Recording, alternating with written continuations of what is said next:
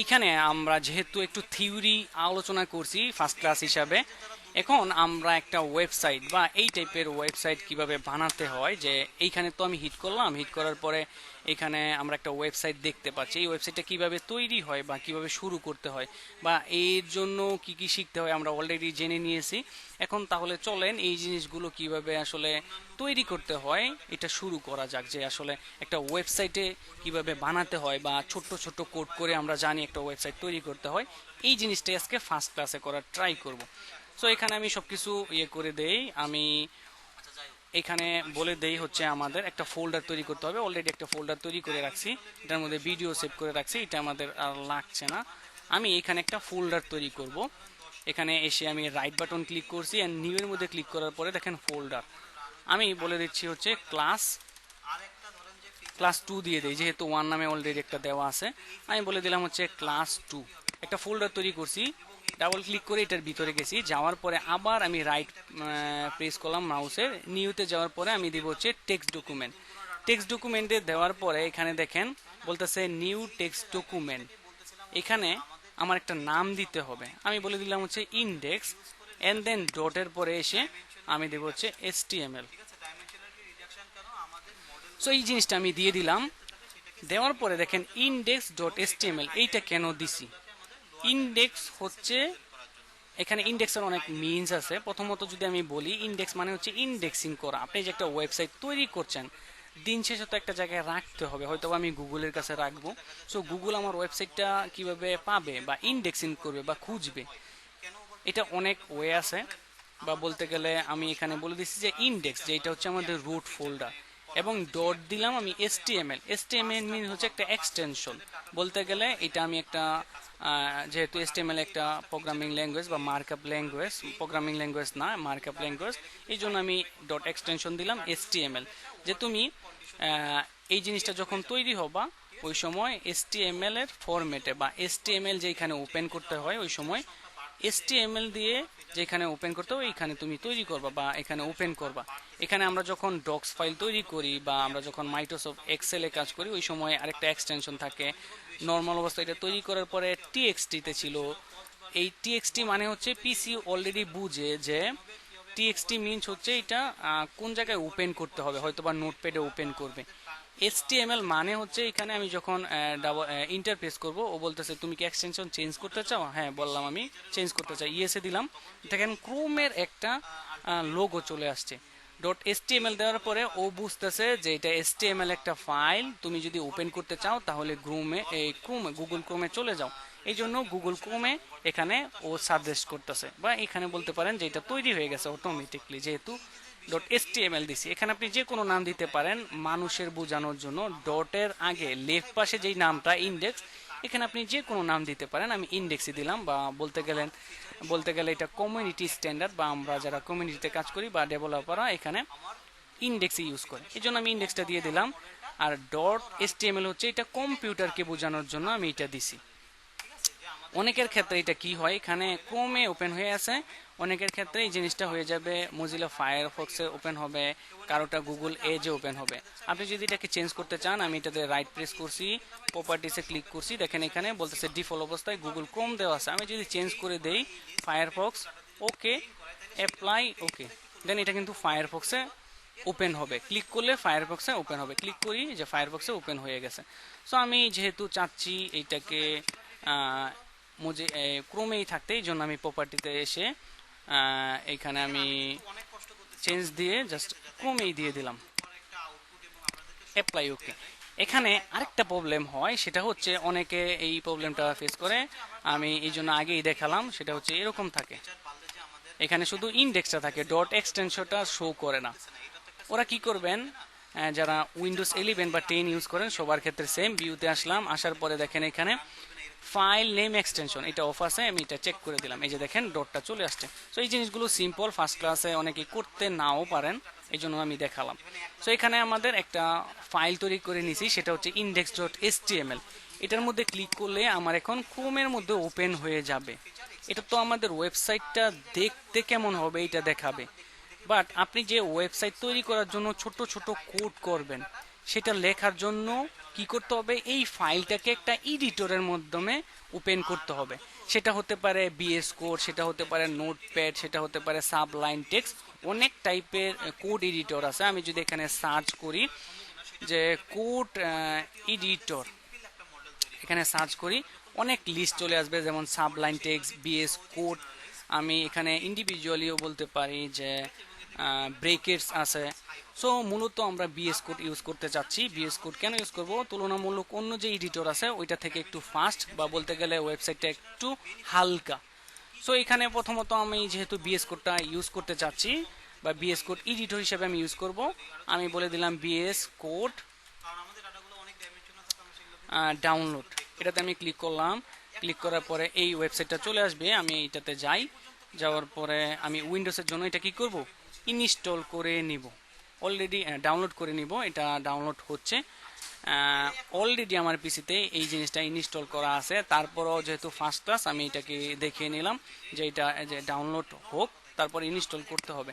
Install কিভাবে করব, অন্য যে ওয়েবসাইট গুলো ইনস্টল করতে হয় নরমালি নেক্সট নেক্সট নেক্সট দিয়ে করতে হয়, বা যেখানে অ্যাকসেপ্ট প্রয়োজন হয় ওইখানে অ্যাকসেপ্ট দিয়ে দিব, দেন ফাইনালি আমাদের বিএস কোডটা ইনস্টল হয়ে যাবে। সো এখানে আমাদের আর ডাউনলোডের প্রয়োজন নাই, আমি এখানে অফ করে দিতে পারি। আমাদের আর এখানে ডাউনলোডের প্রয়োজন নাই। আমরা আশা করি যে বিএস কোডটা ডাউনলোড অ্যান্ড ইনস্টল করতে পারবো। সো এখানে আমি এটাকে ওপেন করে রাখছি, অ্যান্ড দেন আমাদের ফোল্ডারের মধ্যে এসে এখানে index.html-টা ওপেন হয়ে আছে। আমি এটাতে হোয়াইট বাটন যেটা আছে এটার মধ্যে ক্লিক করলাম। ক্লিক করার পরে দেখেন আমি ইনস্টল করার পরে অলরেডি ওপেন উইথ কোড, মানে বিএস কোডটা ইনস্টল হয়ে গেছে। তারপরও এটা ডাউনলোড হোক, লাস্ট পর্যায়ে আমি ইনস্টল করাও দেখিয়ে দিব না, ডাউনলোড হতে থাক। এটা ডাউনলোড হতে থাক, আমার আর দেখার প্রয়োজন নাই। আমি এখানে এসে এটাকে বিএস কোডে ওপেন করব, ওপেন উইথ কোড।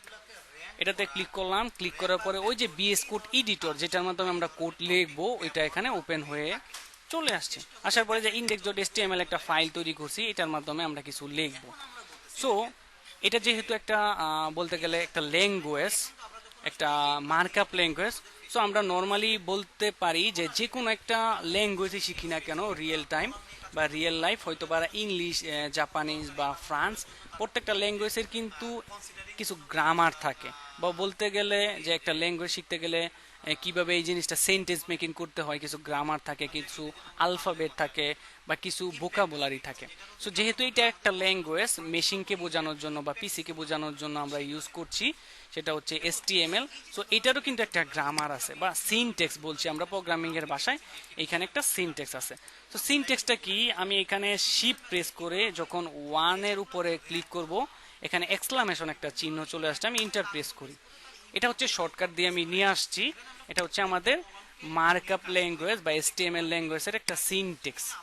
এখানে কি আছে বা এটার মিনসটা কি, সেটা হচ্ছে উপরে দেখেন ডক টাইপ HTML, এই লাইনটার মানে হচ্ছে আপনি যে HTML এর যে প্রত্যেকটা ল্যাঙ্গুয়েজের একটা ভার্সন থাকে, যে এখন কত ভার্সন চলছে, এখন HTML এর 5 ভার্সন চলছে এখানে, এই জন্য ডক টাইপ HTML দেওয়া আছে। আপনি যদি ভার্সন 4 এ যেতে চান তাহলে আপনি গুগল এখানে সার্চ করে লিখতে পারেন যে আমি ডক টাইপ 4 বা HTML4, তাহলে একটা কোড দিবে, ওইখানে আমি এই জিনিসটা বসাতে পারি, তাহলে আমি HTML5টাকে আর ইউজ করছি না, 4টাকে ইউজ করতে পারবো। এটা আমি আর না দেখাই, কারণ এটা শুধু শুধু সময় নষ্ট হবে। দেন সেকেন্ড লাইনটা হচ্ছে এইখানে আছে HTML, এন্ড দেন HTML এখানে ক্লিক করার পরে দেখেন এখানে হোভার হয়ে গেছে, মানে এইখানে স্টার্ট হয়েছে এন্ড এন্ড হয়েছে। আমরা বলতে পারি যে প্রত্যেকটা ল্যাঙ্গুয়েজেরই কিছু ভোকাবুলারি থাকে, বা বলতে গেলে ওয়ার্ড থাকে বা লেটার থাকে। কোশ্চেন আছে, আমি আগে বলি নেই তারপরে কোশ্চেন কইরেন।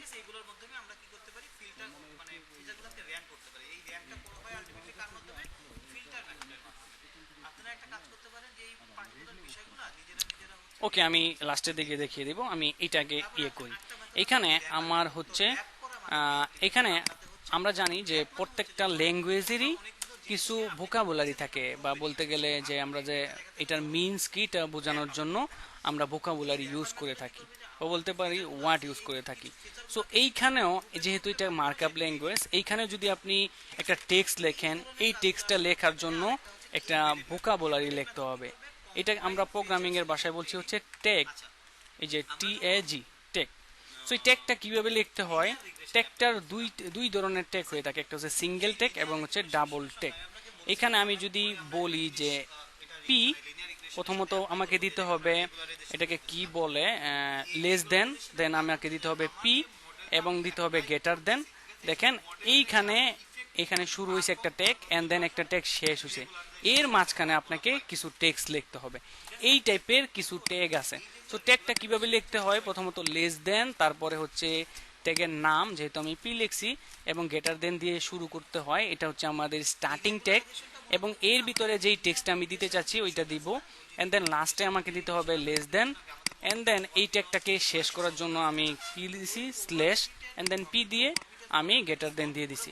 এটা হচ্ছে আমাদের স্টার্টিং ট্যাগ এবং এটা হচ্ছে এন্ডিং ট্যাগ। এই ট্যাগের মাধ্যমেই মূলত আমরা একটা ওয়েবসাইটের বিভিন্ন এলিমেন্ট তৈরি করে থাকি।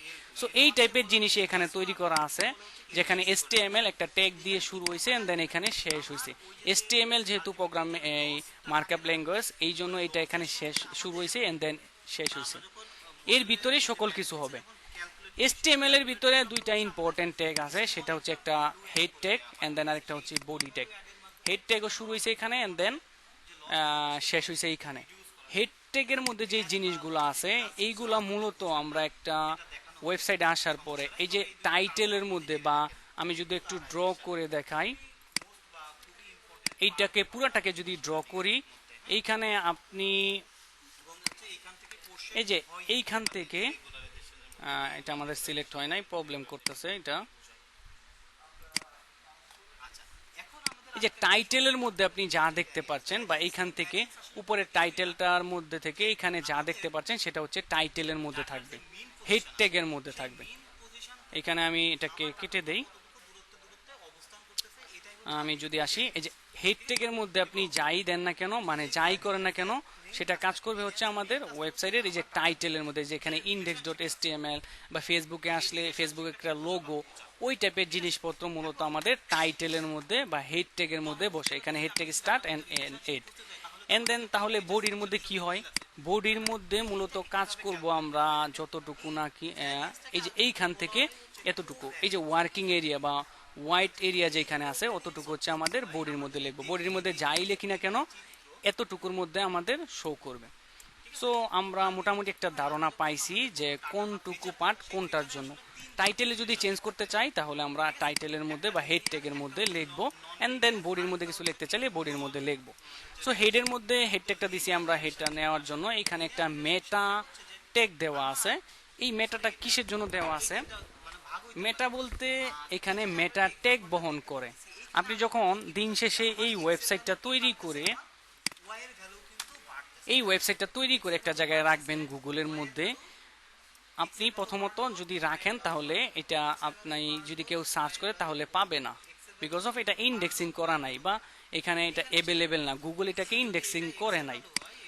এই গুগল কিভাবে ইন্ডেক্সিং করে, এই মেটা ট্যাগের মাধ্যমে। এই মেটা ট্যাগের মাধ্যমে গুগল ইন্ডেক্স করে থাকে, বা এই জন্য বলছি যে মেটা ট্যাগটা তুমি দাও। এগুলো নিয়ে আমরা ভবিষ্যতে আরো আলোচনা করব, যেহেতু ফার্স্ট ক্লাস আমি একটু নর্মাল রাখার ট্রাই করব, একটু ডিপে এতটা ডিপে নিয়ে যাব না। এন্ড দেন পরবর্তী যেই ট্যাগটা আছে মেটা ট্যাগের মধ্যে, নেমের মধ্যে আছে ভিউপুট। এই ভিউপুটটা তাহলে কি কাজ করে, ভিউপুটটা কাজ করে মূলত এই যে আপনি একটা ওয়েবসাইট তৈরি করলেন, এটাকে যখন আপনি মোবাইল ডিভাইসে নিয়ে আসবেন, আমি ইনস্পেক্ট করি, এখান থেকে মোবাইল ডিভাইসে নিয়ে আসি। এই যে মোবাইল ডিভাইসে নিয়ে আসার পরে যে ডিজাইনটা ঠিক থাকছে, প্রথম অবস্থা কিন্তু ঠিক থাকবে না, যে কোনো ওয়েবসাইট বানালেই কিন্তু ঠিক থাকবে না। এখানে মোবাইল ডিভাইসে আসলেও কিন্তু ঠিক হয়ে আছে, কারণ এইখানে আমি মেটা ট্যাগটা ইউজ করছি এবং রেসপন্সিভের জন্য কিছু অলরেডি কাজ করছি। ভিউপুট মানে হচ্ছে যেই ডিভাইসেই আসুক না কেন এটার রেসপন্সিভ বা ওই ডিভাইসের অনুযায়ী এটা অটোমেটিক কাস্টমাইজ হয়ে যাবে। এবং এখানে কন্টেন্টের মধ্যে উইথ, তারপরে ডিভাইস উইথ দেওয়া আছে এবং ইনিশিয়ালি স্কেল দেওয়া আছে, এইগুলো আমরা আস্তে আস্তে বোঝার ট্রাই করব। বা এখানে বলতে পারেন ভিউপুট দেওয়া হয়েছে মাইক্রোসফট এজ নামে একটা এই আছে সফটওয়্যার, বা বলতে পারি এডিটর আছে, ওইটার জন্য ভিউপুট দেওয়া হয়েছে। এন্ড দেন টাইটেলের মধ্যে আছে ডকুমেন্ট, আমি এখানে বলে দিই হচ্ছে ক্লাস 1। দেখেন টাইটেলের মধ্যে আমি ক্লাস 1 দিছি, এখানে এসে এটাতে আমি রিলোড দেই, দেখেন ক্লাস 1 চলে আসছে। টাইটেলের মধ্যে যা দিব তাই এখানে চলে আসবে। তো টাইটেলটা আমরা এখানে দেখে নিলাম। এখন চলেন বডির মধ্যে কিছু দিয়ে দেখি। বডির মধ্যে আমি কি দিব আমি বলে দিলাম হচ্ছে h1 একটা ট্যাগ আছে, এন্ড যেহেতু আমি এডিটর ইউজ করছি এখানে h1 লেখার পরে অটোমেটিক সেকেন্ড ট্যাগটাও এন্ডিং ট্যাগটাও চলে আসছে। আমি এখানে বলে দিলাম হচ্ছে দিস ইজ সজীব খান। এই ট্যাগের মধ্যে আমি দিলাম দিস ইজ সজীব খান। এখানে এসে ব্রাউজারে এসে এখন পর্যন্ত কোনো কিছু নাই। আমি যদি এই যে এখানে এডিটরের মধ্যে লিখছি প্রথম অবস্থায় আমার থাকবে হচ্ছে এরকম। আমি এটাকে আবার লিখি, দেখেন এখানে আমি দিস ইজ সজীব খান লিখছি, লেখার পরে index.html এর মধ্যে একটা এখানে দেখেন রাউন্ড চলে আসছে, মানে তুমি যেখানে কিছু একটা লেখছো এই ফাইলটা তোমার সেভ দেওয়া হয় নাই, তাহলে আমি সেভ দিতে পারি। Ctrl+S দিয়েও সেভ করা যায়, বা এখানে আমি ইউজ করছিলাম হচ্ছে অটো সেভ দিয়ে রাখলাম, যে এখানে যাই লিখি না কেন অটো সেভ হয়ে যাবে। তো এডিটরে আমি লিখছি একটা জায়গায় সেভ করলাম, করার পরে এখানে আপডেট হয় নাই কারণ আমি রিলোড করি নাই। আমি যদি এখানে রিলোড দেই দেখেন সজীব খান কিন্তু চলে আসছে। এটা হচ্ছে আমি এইচ ট্যাগের মধ্যে রেখেছি h1 এর মধ্যে, এই জন্য এটা চলে আসছে। এখানে আমি এটাকে যদি ডুপ্লিকেট করে আমি বলে দেই হচ্ছে h2, h1 থেকে জাস্ট আমি বলে দিলাম h2, এখানে এসে রিলোড দেই দেখেন এই টেক্সট থেকে তুলনামূলক এটা কিন্তু একটু ছোট হয়ে আসছে। এরকম h1 2 এরকম 6টা ট্যাগ আছে। আমি যদি একটু চেঞ্জ করে দেখাই যে আসলে চেঞ্জটা কোন জায়গায় হয়, এটাকে বলে দেই 3, এইটাকে বলে দেই আমি 4 tag h4, and then finally এখানে বলে দেব হচ্ছে h5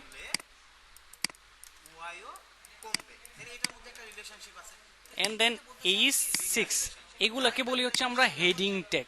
একটা ওয়েবসাইটে যখন আমরা হেডিং দেখাতে চাই, হেডিং প্রদর্শন করাতে চাই, কি টাইপের হেডিং লাগবে, হয়তো বা এই নিউজটা অনেক ইম্পর্টেন্ট, এই জন্য আমার এটা একটু বড় হেডিং লাগবে, এই জন্য আমি এখানে h1 এর মধ্যে রাখছি। এটা h1 2 h3 h4 and h5 6 বিভিন্ন টাইপের কন্টেন্ট বিভিন্ন সাইজ অনুযায়ী দেখানোর জন্য আমরা এইরকম হেডিং ট্যাগ ইউজ করে থাকি। হেডিং ট্যাগ মূলত 6টাই থাকে। সো হেডিং ট্যাগের মাধ্যমে আমরা মূলত হেডিং দেখাতে পারি, বিভিন্ন নিউজ পেপার ওয়েবসাইটে আমরা দেখতে পারি যে এই টাইপের হেডিং থাকে। সো এই জন্য আমরা বলতে পারি যে আমাদের যখন হেডিং এর প্রয়োজন থাকে, বা এইখানে আমাদের এই অ্যাপের মধ্যে আপনি আসেন দেখেন এইখানে কিন্তু এই টেক্সটটা হেডিং এর মধ্যে আছে বা বড় করে আমি দেখাতে যাচ্ছি, এই জন্য আমি এটা h1 এর মধ্যে রাখছি। সো এইখানেও আমি এই টাইপের জিনিসপত্র h1 বা আমাদের সিচুয়েশনের উপর ডিপেন্ড করে জিনিসগুলো আমি বসাতে পারি। সো এই রকমের আরো কিছু ট্যাগ আছে, যেমন পি একটা ট্যাগ আছে। পি ট্যাগ মূলত ইউজ করা হয় প্যারাগ্রাফের জন্য। এই যে এখানে আমি কিছু প্যারাগ্রাফের টেক্সট কিছু শো করালাম, এটাকে আমি কপি করলাম, কপি করে এই যে পি ট্যাগের মাঝখানে এসে আমি এই জিনিসটাকে দিয়ে দিলাম, যে P tag start end end, এর ভিতরে কিছু টেক্সট দিয়ে দিলাম। টেক্সট দেওয়ার পরে এখানে এসে আমি রিলোড দেই, দেখেন এখানে ওই প্যারাগ্রাফের কিছু চলে আসছে। বা আমি এইখানে বলতে পারি হচ্ছে এই প্যারাগ্রাফের মধ্যে আরেকটা প্যারাগ্রাফ আমি নেই, নেওয়ার পরে আমি বলে দিলাম হচ্ছে লরেম 200 ওয়াট বা 2000 ওয়াট আমি দিয়ে দিলাম। দেওয়ার পরে এখানে রিলোড দেই, দেখেন